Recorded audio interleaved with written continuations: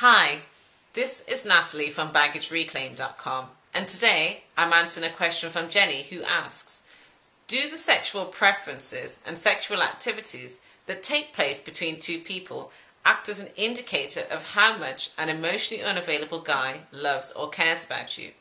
In my case, my Mr. Unavailable likes to choke me, tie me, and slap me. Does this mean that if he loved and cared about me more, that he wouldn't want to do this to me? So for instance, if I were his wife or his girlfriend, this would then stop, wouldn't it? I don't actually mind him doing this. I never ask him to stop, and I kind of enjoy it. Does it mean that I've got underlying issues that I need to deal with? In answer to the first question, which is about the sexual preferences and sexual activities, the answer is yes and no. Everything is contextual. And so, whilst it's all too easy to focus in on the slapping, choking and tying, let's look at the bigger picture, which is that this is a booty call arrangement. She's not the wife, she's not the girlfriend, which basically makes her an other. At best, a casual sex partner, a booty call. Now, that in itself tells you everything that you need to know. Because if you are in a booty call arrangement, it means that the love and the care is not there. Otherwise, if the love and the care was there, then it would transcend being a booty call arrangement. In fact, it would never have been a booty call arrangement in the first place. And I always say to women in particular that if you don't want to be a booty call, then do not allow yourself to be in a booty call arrangement, because it is extremely difficult to work your way up out of this role. You effectively get pigeonholed. A guy that's prepared to treat you like a booty call will say to himself, why buy the cow when you can drink the milk for free? Booty call arrangements only work when there are two people who have mutual agreement about what is taking place.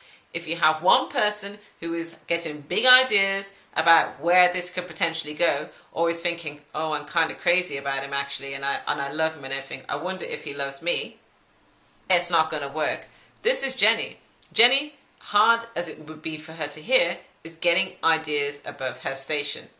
At the end of the day, it's really, really important that if you're going to get into these situations, you know your place. And so what Jenny needs to be asking herself is, why is she engaging in this when she is not comfortable or actually wants more? Because at the end of the day, nothing good is going to come out of this situation. You can't basically slap, choke and tie your way out of this. And already a correlation has been made between how much she is loved and cared about and the slapping, choking and tying up.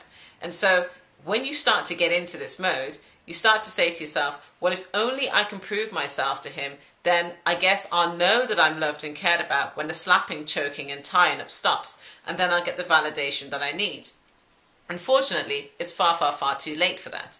And at the end of the day, this is why it's really, really important to have boundaries. That's being aware about what you're prepared to accept. It's about imposing limits on people about what they are able to do, but it's also about imposing limits on yourself so that you act in your best interests. It means that when you find yourself in a situation that basically makes you feel uncomfortable, that rather than continue along and hope that it gets better or miraculously a solution comes along, that you say to yourself, whoa, let's back up a moment here. Is this something that I want to continue to be involved in? At the end of the day, if you're going to continue, and when I say you, I mean anybody who's in a situation, if you're going to continue, it becomes a mutual agreement whether you like it or not. You may have bigger ideas above your station, but it doesn't make a difference, because if one person thinks it is a booty call and the other person is hoping for it to be more, the booty call overrides that. In answer to the second question about the underlying issues, anybody who basically gets involved with an emotionally unavailable guy, also known as Mr. Unavailable, and who basically will continue to do it and not recognize that there is something really, really wrong here, and then basically try to change him and fix him and heal him and help him, or take on the responsibility of his problems, yes, there are underlying issues. We get involved with people who reflect what we feel about ourselves. So Jenny needs to ask herself why she's involved with somebody who treats her with such blatant disregard. The average Mr. Unavailable is basically interested in a shag, an ego stroke and a shoulder to lean on. In this case, this Mr Unavailable is using her in a very, very extreme way and to basically have his own needs met, and he's objectifying her. And she's allowing herself to be objectified. And so she needs to be asking herself, why am I allowing myself to be in this type of situation where somebody can use and abuse me at will, tagging it as slapping, tying and choking up, whatever.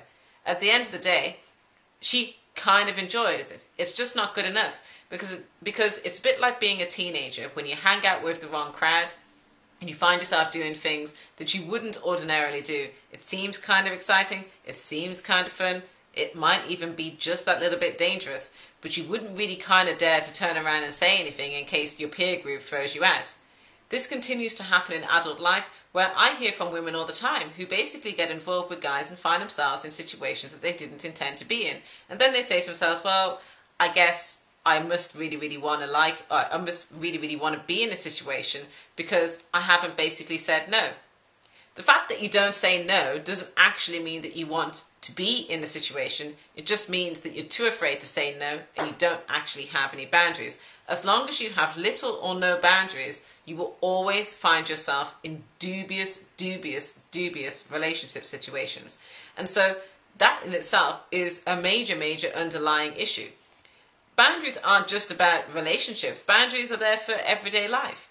If you don't have boundaries, people will learn that they can take advantage of you. You must be able to say no. You must be able to impose limits. And it is really about time that Jenny imposed some limits in this situation. Mr Unavailables give very, very limited relationships. And they tend to do things on their terms. His term is that if you're going to be involved with me, I'm expected to have a casual arrangement where I can slap, choke and tie you up at will. Doesn't really sound too good to me. I think at the end of the day, what anybody in this situation should do is really step back and evaluate. And I mean, there isn't really a lot to work with here in terms of I'm not really seeing a huge prospect for a wonderful, glowing relationship in the future.